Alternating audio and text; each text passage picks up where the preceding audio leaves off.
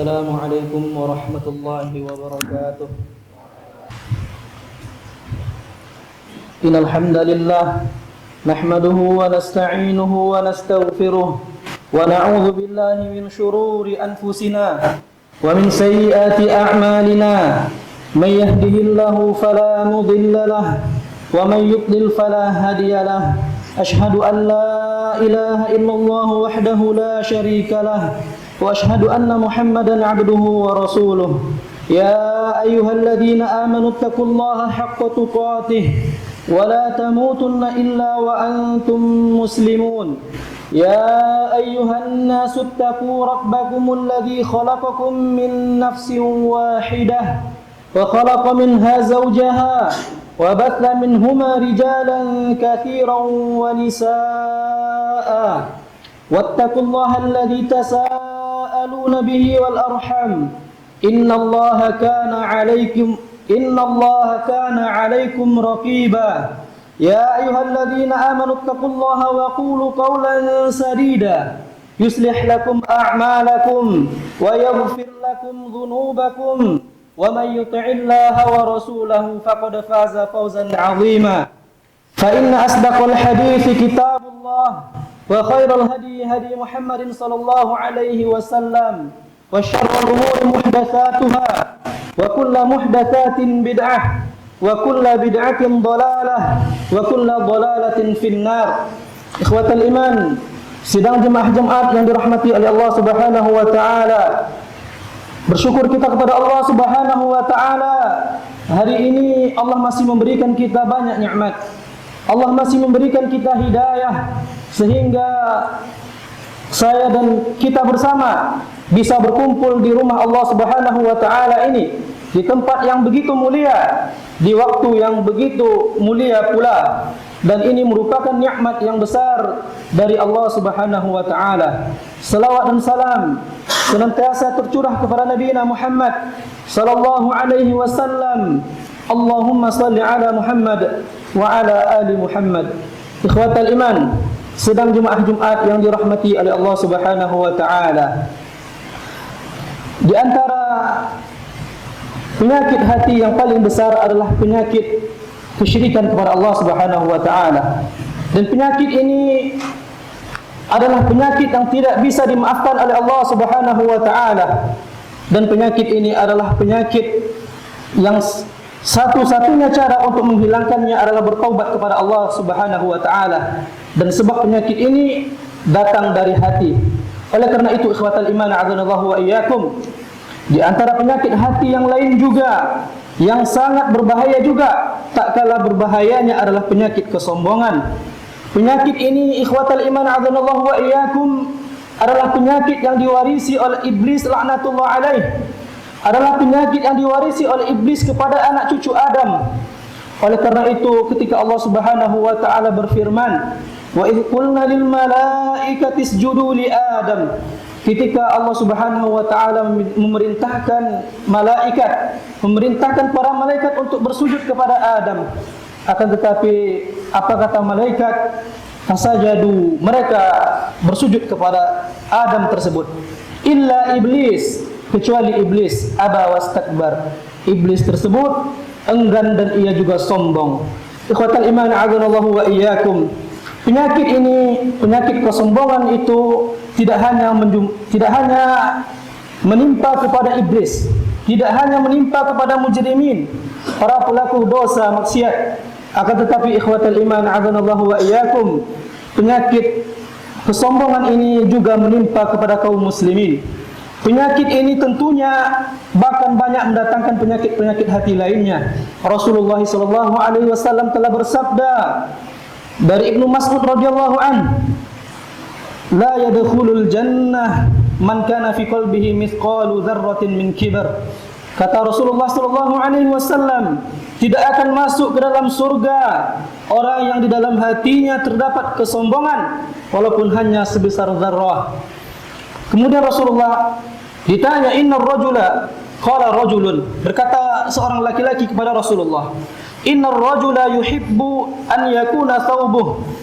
Ada seorang laki-laki yang mencintai untuk mengenakan pakaian yang indah, thawbuh hasanan, pakaian yang indah, wa na'luhu hasanatan, dan alas kaki yang indah. Qala, maka berkata Rasulullah, innallaha jamilun yuhibbul jamal, sesungguhnya Allah itu indah dan Allah itu menyukai keindahan. Seakan-akan Rasulullah SAW mengatakan yang demikian itu bukanlah kesombongan. Kemudian Rasulullah SAW memberikan keterangan, al-kibru batarul haq wa ghamtun nas, sesungguhnya kesombongan itu adalah menolak kebenaran dan menganggap remeh manusia. Ikhwatal iman, hadirin sidang Jumat yang dirahmati oleh Allah Subhanahu wa taala. Sesungguhnya ikhwatal iman, kesombongan itu menghalangi kita untuk masuk ke dalam surga Allah Subhanahu wa taala. Walaupun kesombongan itu hanya sebesar zarrah, maka dalam bahasa Arab zarrah ini diberi beberapa pengertian. Yang pertama dikatakan bahwa zarrah itu merupakan semut kecil yang apabila ditimbang dia tidak memiliki berat. Dan ada pula yang mengatakan bahwa zarrah itu merupakan bekas debu yang menempel di tangan apabila kita lap atau kita hapus setelah kita tepukkan ia ke tanah. Ada pula yang mengatakan bahwa zarrah itu adalah partikel-partikel kecil yang kita lihat ketika terkena biasan cahaya ketika kita membuka jendela di waktu pagi. Apapun makna yang disebutkan, yang jelas zarrah itu memiliki makna bahwa ia adalah sesuatu yang sangat kecil di pandangan manusia, namun rupanya besar di pandangan Allah Subhanahu wa taala. Bagaimana pula kesombongan itu ikhwatal iman, sebesar tinju di dalam hati kita, apalagi sudah menggunung besarnya di dalam hati kita. Tentu ini akan menjadi benteng untuk kita tidak masuk ke dalam surga Allah Subhanahu wa taala. Ikhwatal iman, a'adzanallahu wa iyyakum. Maka Rasulullah SAW tadi memberikan kejelasan, al-kibru batarul haq, sesungguhnya kesombongan itu adalah menolak kebenaran, wa ghamtun nas, dan ia meremehkan manusia. Maka pada kesempatan yang berbahagia ini, insyaallah taala kita akan fokuskan pembahasan di antara ciri-ciri orang yang sombong itu adalah merendahkan orang lain. Ikhwatal iman, a'adzanallahu wa iyyakum, sedang Jumat yang dirahmati oleh Allah Subhanahu wa taala. Jika seseorang mendapati di dalam dirinya sifat senang atau suka mencela, suka mengumpat merendahkan orang lain, suka mencibir orang lain, maka ketahuilah ikhwatal iman bahwa sesungguhnya terdapat indikator kesombongan di dalam dirinya, bahwa dirinya tersebut sedang terjangkiti oleh penyakit hati, yaitu kesombongan. Dalam hadis yang lain dari Iyad bin Himar radhiyallahu an, Rasulullah sallallahu alaihi wasallam bersabda, qama qila Rasulullah sallallahu alaihi wasallam zata yaumin khatiban. Suatu hari Rasulullah sallallahu alaihi wasallam berdiri berkhutbah di tengah-tengah kami. Faqala, kemudian Rasulullah sallallahu alaihi wasallam bersabda, innallaha amarani, sesungguhnya Allah memerintahkan kepadaku, innallaha auhai ilayya, sesungguhnya Allah Subhanahu wa taala mewahyukan kepadaku, antawadhu hatta la yakhara ahadun ala ahadin. Allah memerintahkan dan mewahyukan kepadaku agar kalian saling bertawadhu, agar tidak seorang pun yang berbangga diri dengan antara yang satu dan yang lainnya. Wala yabghi ahadun ala ahadin, dan tidak ada pula yang menzalimi antara yang satu dan yang lainnya. Ikhwatal iman, hadis ini jelas menggambarkan bahwa antara tawadhu adalah dia tidak merasa besar, dia tidak merasa tinggi, dia tidak merasa hebat dibandingkan dengan orang lain, melainkan ia itu harus menghargai dan menghormati orang lain. Dalam suatu hadis juga disebutkan dari Abu Hurairah radhiyallahu an, Rasulullah sallallahu alaihi wasallam berkata, al-muslimu akhul muslim. Muslim yang satu adalah saudara bagi muslim yang lain, la yadhlimuhu wa la yakhdhuluhu wa la yahqiruhu. Maka tidak boleh saling menyakiti, tidak pula boleh saling merendahkan, tidak pula boleh saling menghina. At-taqwa huna, ketakwaan itu di sini tempatnya. Wa yashiru ila sadri thalatha marrat, Rasulullah mengisyaratkan kepada dadanya 3 kali. Bihasabin ri'in minasyarri, an yahqira akhahul muslim. Seseorang telah dianggap berbuat buruk, telah dianggap berbuat jahat apabila ia menghina saudaranya sesama muslim. Kullul muslimi ala muslimin haramun damuhu, setiap muslim dan muslim yang lainnya tersebut haram darahnya, wa maluhu, haram hartanya, wa irduh, dan haram pula kehormatannya. Ikhwatal iman, adzanallahu wa iyyakum. Apa maksud Rasulullah sallallahu alaihi wasallam menyebutkan bahawa takwa itu letaknya di hati, dan terdapat beberapa penafsiran para ulama tentang hal ini. Yang pertama, ikhwatal iman, Rasulullah ingin menjelaskan kepada kita agar jangan merendahkan dan meremehkan orang lain, karena barometer kedudukan orang lain di sisi Allah Subhanahu wa taala tersebut bukanlah penampilannya, bukanlah apa yang kita lihat dari luarnya, akan tetapi ketakwaan itu di hati tempatnya. Rasulullah sallallahu alaihi wasallam ingin mengatakan bahwa Allah ingin melihat ketakwaan seseorang tersebut dari hatinya, bukan dari penampilan fisiknya. Oleh karena itu, ikhwatal iman, adzanallahu wa iyyakum, ke tempat ketakwaan itu di hati tempatnya. Bisa jadi, ikhwatal iman, orang yang kita lihat amalan zahirnya lebih rendah daripada amalan kita. Kita bisa melihat amalan kita lebih hebat daripada amalan-amalan orang lain. Namun hakikatnya kita tidak mengetahui bahwa mereka rupanya memiliki amalan-amalan yang ikhlas daripada kita, sehingga mereka lebih banyak pahalanya dan lebih diterima oleh Allah Subhanahu wa taala. Suatu ketika Rasulullah sallallahu alaihi wasallam pernah berkata, marra rajulun ala Rasulillah sallallahu alaihi wasallam, pernah melintas seorang laki-laki di hadapan Rasulullah sallallahu alaihi wasallam. Faqala li rajulin indahu jalis, maka Rasulullah sallallahu alaihi wasallam berkata terhadap laki-laki yang duduk di antaranya, di sisinya, ma ra'yuka fi hadha? Rasul bertanya kepadanya, apa pendapatmu tentang orang ini, tentang orang yang melintas tersebut? Faqala, maka laki-laki tersebut berkata, rajulun min asyrafin nas, yaitu seorang laki-laki yang baik kedudukannya, terpandang. Hadza wallahi hariyun in khataba an yunkah. Katanya, wallah, demi Allah, dia adalah orang bangsawan. Apabila ia meminang, tentu ia akan diterima. Wa in syafa'a an yushaffa, ketika ia meminta pertolongan, tentu ia akan dibantu. Qala fasakata Rasulullah sallallahu alaihi wasallam. Kemudian Rasulullah sallallahu alaihi wasallam diam. Thumma marra rajulun akhar, kemudian melintaslah laki-laki yang lain. Faqala lahu Rasulullah sallallahu alaihi wasallam, kemudian bersabda lagi Rasulullah sallallahu alaihi wasallam untuknya, ma ra'yuka fi hadha? Apa pendapatmu tentang yang ini? Faqala, maka laki-laki yang ditanya tersebut berkata, ya Rasulullah, hadza rajulun min fuqara'il muslimin. Ini adalah laki-laki yang paling miskin di antara kaum muslimin. Hadza hariyun in khataba an la yunkah. Sekiranya ia ingin meminang seseorang, tentu ia akan ditolak. Wa in syafa'a an la yushaffa. Kemudian ketika ia minta bantuan, tentu ia akan tidak ditolong. Wa in qala an la yusma. Ketika ia berkata, ia tidak akan didengar.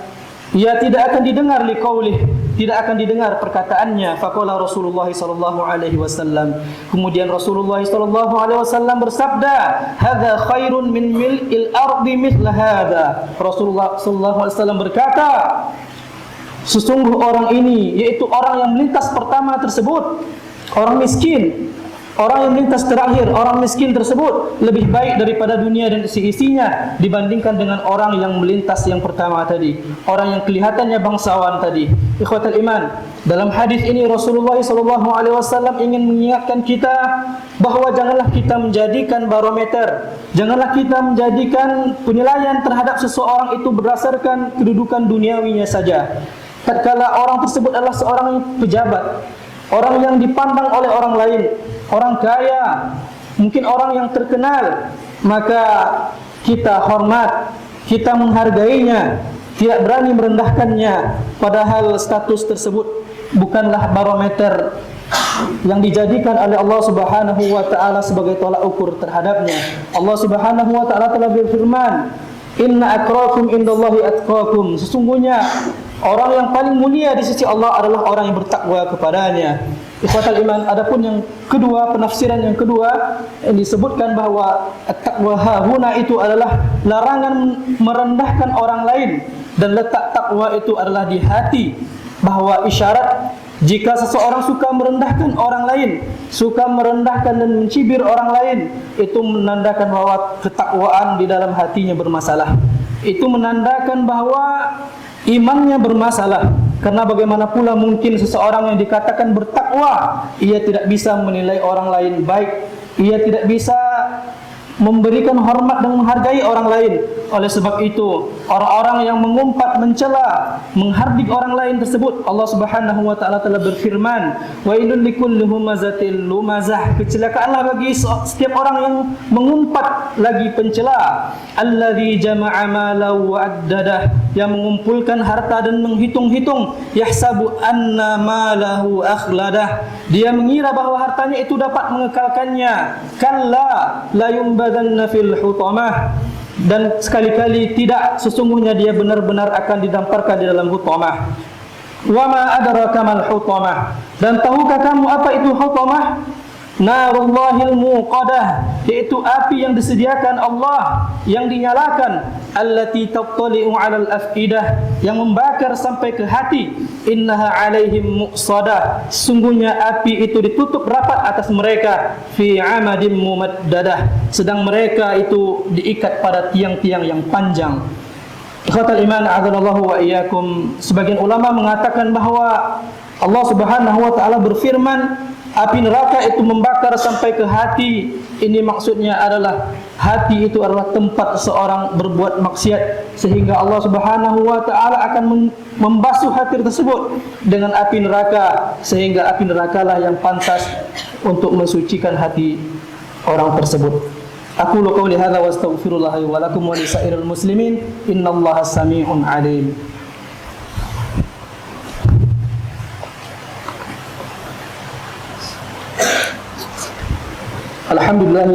Alhamdulillahi ala ihsanih wa syukru lahu ala taufiqihi wa amtinanih. Ashhadu an la ilaha illallah wahdahu la syarika la ta'ziman li sya'nih, wa ashhadu anna Muhammadan 'abduhu wa rasuluhu ad-da'i ila ridwanih. Wa sallallahu ala nabiyyina Muhammadin wa ala alihi wa ashabihi wa ikhwanih. Sedang Jumat yang dirahmati oleh Allah Subhanahu wa taala. Para hadirin, ketahuilah bahawa di antara sifat orang-orang munafik adalah suka mencibir, suka mencela, suka merendahkan orang lain. Allah Subhanahu wa taala telah berfirman di dalam surat At-Taubah. Allah Subhanahu wa taala telah berfirman di dalam surat At-Taubah, orang-orang munafik itu, ikhwatal iman, orang-orang yang mencela orang-orang mukmin, yang memberi sedekah dengan sukarela, dan mereka orang-orang yang tidak memperoleh untuk disedekahkan selain sekedar kesanggupannya, maka orang-orang munafik itu menghina mereka. Allah akan membalas penghinaan mereka itu, dan untuk mereka azab yang pedih.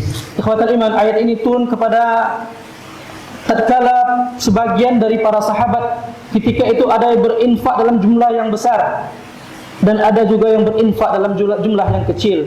Namun orang-orang munafik mengatakan bahawa sahabat yang berinfak dalam jumlah yang besar ini adalah orang-orang yang riya, orang-orang yang hanya ingin melihat, hanya ingin memperlihatkan kekayaan mereka saja, orang yang hanya ingin mencari muka saja. Dan orang-orang yang berinfak dalam jumlah yang kecil ini, orang-orang munafik mengatakan bahawa Allah tidak memerlukan infak mereka, Allah tidak akan memandang infak mereka karena jumlahnya yang kecil.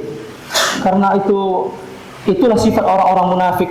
Ketika seseorang berbuat baik pun, ia hanya bisa memandang jelek kepada orang tersebut.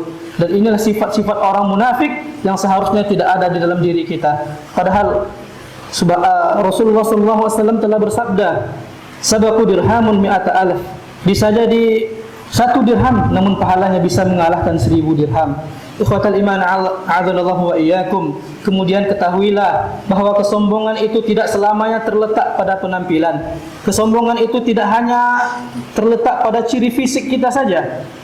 Bisa jadi seorang yang memakai baju yang bagus, memakai baju yang indah, berpenampilan baik, itu tidak ada kesombongan di dalam hatinya. Namun sebaliknya, ketika seseorang yang terlihat wara', terlihat zuhud, namun rupanya di dalam hatinya ada ciri-ciri kesombongan.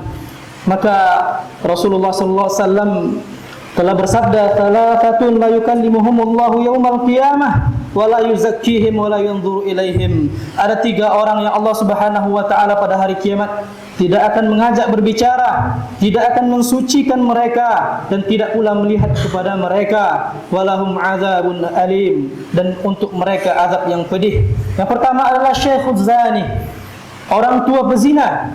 Yang kedua wa malikun kadzdzab. Yang kedua adalah pemimpin yang pendusta. Yang ketiga adalah wa'ailul mustakbir. Yang ketiga adalah orang yang miskin, dia lagi sombong. Ikhwatal iman a'adzallahu wa iyyakum, maka hendaklah seorang bertakwa kepada Allah Subhanahu wa taala ketika ia menemukan dalam dirinya ada sifat-sifat yang telah kita sebutkan tersebut, maka hendaknya ia menghilangkannya. Hendaklah ia bertaubat kepada Allah Subhanahu wa taala dan berhati-hatilah kerana kesombongan tersebut adalah sifat iblis sebagaimana yang kita sebutkan tadi, dan neraka jahanam adalah tempat orang-orang yang sombong. Sebagaimana Allah Subhanahu wa taala menyebutkan dalam firman-Nya, qila dakhulu abwaaba jahannam khalidina fiha fabi'sa mathwal mutakabbirin. Dikatakan kepada mereka, masukilah pintu-pintu neraka jahanam itu, sedang kamu kekal di dalamnya, maka neraka jahanam itulah seburuk-buruk tempat bagi orang-orang yang menyombongkan diri. Dan sesungguhnya ikhwatal iman, orang-orang yang sombong akan dihinakan oleh Allah Subhanahu wa taala dan dibangkitkan pada hari kiamat kelak dalam keadaan hina. Rasulullah sallallahu alaihi wasallam telah bersabda, orang-orang sombong akan dikumpulkan pada hari kiamat seperti semut kecil namun bermuka manusia. Mereka diliputi kehinaan dari segala penjuru. Ikhwatal iman, semoga Allah Subhanahu wa taala menjaga kita, menjaga hati kita, menjaga perilaku dan sikap kita dari kesombongan ini. Semoga Allah Subhanahu wa taala hindarkan dari anak keturunan kita sifat-sifat yang seperti ini. Innallaha wa malaikatahu yusalluna 'alan nabi ya ayyuhalladzina amanu sallu 'alaihi wa sallimu taslima. Allahumma salli 'ala Muhammad wa 'ala ali Muhammad كما صليت على إبراهيم وعلى آل إبراهيم وبارك على محمد وعلى آل محمد كما باركت على إبراهيم وعلى آل إبراهيم إنك حميد مجيد. اللهم اغفر للمؤمنين والمؤمنات والمسلمين والمسلمات الأحياء منهم والأموات إنك على كل شيء قدير. اللهم آت نفوسنا تقواها وزكها أنت خير من زكاها أنت وليها ومولاها. اللهم انصر إخواننا في كل مكان يا رب العالمين. اللهم لا تزغ قلوبنا بعد إذ هديتنا وهب لنا من لدنك رحمة إنك أنت الوهاب. عباد الله إن الله يأمركم بالعدل والإحسان وإيتاء ذي القربى وينهى عن الفحشاء والمنكر والبغي يعظكم لعلكم تذكرون. ولا ذكر الله أكبر. أقيموا الصلاة.